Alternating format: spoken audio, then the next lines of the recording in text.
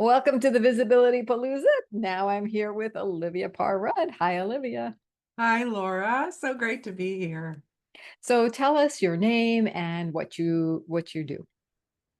I'm Olivia Parr-Rud, and I am your amazing aging architect and host of the Amazing Aging podcast and founder of Quantum Wisdom Institute. So in about 2 to 3 words, what is your specialty or your modality that you'd like to highlight with us today? I call myself an impact to legacy mentor, and I'll share more about that. And I'm also an author and podcast host. Awesome. So who do you love working with? Who loves working with you? I love working with older people who are inspired to do something positive for the world. And maybe they're retired, they're searching for meaning in their life. I think many people retire and they think it's all going to be fun, and then they get bored or they miss inspiring people. So that's who I love working with, and people who feel they have wisdom to share. So tell us why you're passionate about the work you do, and is there a story behind how you came here? Yeah, there's always a story, right? So I'll just say, by the time I was 20, I'd lost both my parents and just barely survived a near fatal car accident. And so I was in really bad shape in every way, physically, emotionally, spiritually. And so I kind of went into my head. I had a strong math background and I became a data scientist, and I did that for 30 years. But during that time, just the stress of working and maturing, I got into spiritual healing and a lot of physical healing. And so um, I realized that the corporate culture felt toxic, but I stayed in it. But I kept one day in a meditation, I asked my guidance, like, why am I stuck here? And I got a message. It was so clear. This is where you need to be to learn the skills to do your real work. Well, it took me another 15 years to figure that out, because then I wrote books and became a speaker as a data scientist, which terrified me when I first started doing that. But I was asked to write a book, I was asked to speak, and I realized those were the skills to do my real work. And so when I retired, I looked around and I realized there was other people like me who maybe want to keep having an impact. So I help people to find a way to express their wisdom through writing and speaking. And that seems to fulfill my desire. I do that as well, but I love to help others that maybe have that desire.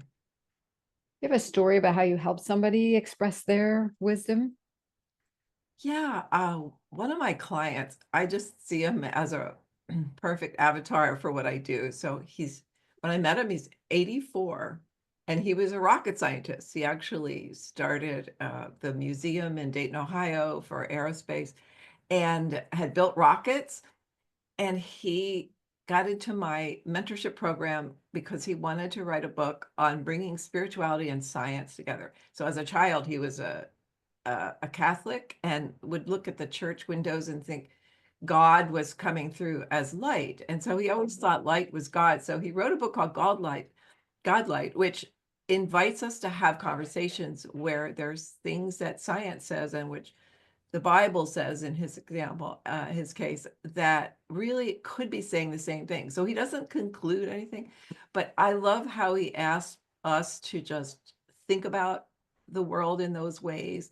And to me, that's his lifetime of wisdom. I just feel like it's a perfect example of how we just don't have that wisdom as children, and it takes a lifetime of experience and maybe going through a career and then doing our own reading or being in a faith-based organization that can really shape us into our quantum wisdom, I call it, which is our knowledge and experience, our gifts and talents, and our passions and intuition.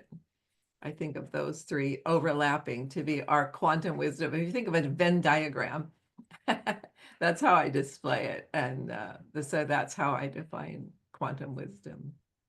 Oh, that's awesome. So if somebody wants to leverage their quantum wisdom, they don't know where to start, what advice would you give them? I love this exercise if you do it, say, first thing in the morning, and just start writing about what it is that you feel you want to leave the world. So you can even imagine that you're close to dying and you know this, and it's not that you're afraid, you're really complete with your life. What would you like to have as a legacy? How would you, what do you want to leave for the world or the future children of the world? And then what can you do now to make that happen? And once they decide that or get revelation to that, what should they do with that information? Well, they could think about if they want to write a book or speak or do a podcast or start a blog, or just how do they want to impact people? It could even be one-on-one coaching or mentoring or volunteer work. So just looking for ways to do that. And that's what my organization helps you do. Wonderful. Is there any other stories or pieces of advice, a little golden nugget you'd like to add to this?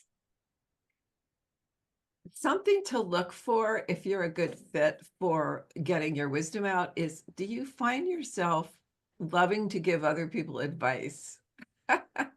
I'm sure everybody knows that it's because when I was very shut down, when I was going through my own healing process, I was in my head a lot, and I'm a good problem solver. I'd solved a lot of my own problems with health and everything else. And so I was one of those people that gave advice that people didn't want. And I had people who loved me finally after years just say, not everybody wants your advice. I'm really like, I'm thinking, don't they want to solve their problem? And that's when I really learned to understand that people often have their own solutions that are better than mine if I just listen. So that's one of the things that I would encourage. If you love to give advice, learn how to do it in a way that, ask if somebody wants your advice, but also know that if you have that passion to share what you know, that you might want to get your wisdom out in a book or a podcast or a venue where you invite people. You're not pushing it on someone, but just inviting them and attracting the people who want to hear from you and get your unique wisdom. Love that. Yeah. Because we want to give, we think we're doing good, and then we get thwarted because people really do have their own answers, and we have to allow for that. But then there Yeah. are others who can really benefit from it, or the same people, but when they're ready for it, right? Right. Yeah, my friend said to me one time, she said, not everybody wants your advice. And I'm thinking, well, I have the solution to their problem. What do I do? And she just said, ask if they'd like a suggestion. I thought, that's a really good idea. So I had to kind of train myself. And I'm not always perfect, especially with my kids. I drive them crazy sometimes. But I do feel like there are ways, and what we know is valuable. So it's finding the right venue for our wisdom is kind of how I look at it.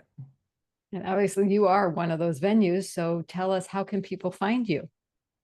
The best way is my website. You could go to quantumwisdominstitute.com, but if you just go to Olivia PR for Parrud.com, it'll get you to the same place. That's a real easy way. And you can write to me at oliviapr.com. Email me. Lovely. So let's switch topics for a moment here. If Yeah. you were speaking with a colleague, how would you tell them, and what would you tell them about the Evolutionary Business Council and why they should be a part of it? And if you could make that a full sentence so we could cut that out in a clip, that would be great. Okay.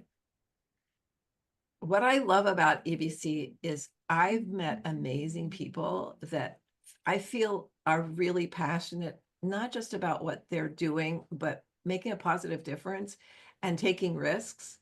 So there's a really high quality of leadership among the members, and just their generosity in teaching others who maybe could learn from that. I think that's really one of the best things about EBC is the quality of the people and what I've learned in terms of leadership and technology from this group has just been amazing.